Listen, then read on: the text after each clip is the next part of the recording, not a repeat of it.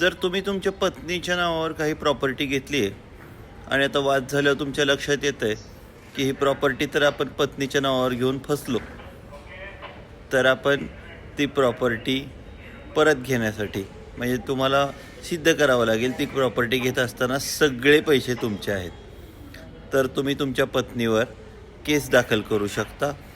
Civil declaration for suit, civil case करायची, declaration करायचं आहे. सिव्हिल डिक्लेरेशन फॉर सूट नाही, डिक्लेरेशनची केस करायची, सिव्हिल सूट फॉर डिक्लेरेशन म्हणता येत त्याला. तर ह्या डिक्लेरेशनच्या सूटमधून तुम्ही असं जाहीर करून घेऊ शकता मान्य न्यायालयाकडून की ही प्रॉपर्टी तात्पुरती नावावर घेतली होती परंतु ही प्रॉपर्टी माझी आहे. आणि पत्नीविरुद्ध अशी केस करायला बेनामी ट्रान्झॅक्शन्स किंवा त्या कायद्याचा कोणतीही बाधा येत नाही. त्यामुळे तुम्ही पत्नीच्या विरुद्ध ही केस दाखल करून तुमच्या प्रॉपर्टीला सिक्युअर करण्याचा प्रयत्न करू शकता.